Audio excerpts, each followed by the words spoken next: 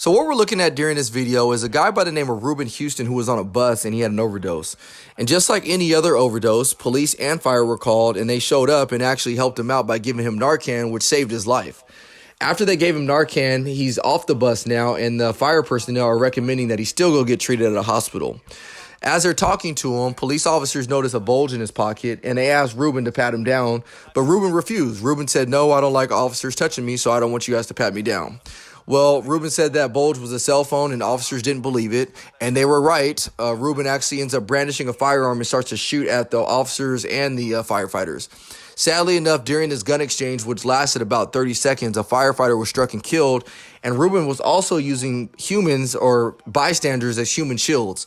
And that's sad because, again, officers are trying to stop the threat, but yet now they can't because you have other bystanders that are in the way. This is just another example of how officers never know what they're going to go to when they respond for a call for service. I've been on calls for service sometimes that sound like they're very, very dangerous, and I get there and it ends up being nothing. But I've also got on those calls for service that sound like nothing, and you get there and it ends up being something like this. Let's just remember that officers have a job to do. When they tell you to do something, just do it, because at the end of the day, we want everybody to go home safe. So I hope this video helps you guys understand what officers are faced with every day. And like I said, we want to make sure everybody goes home safe.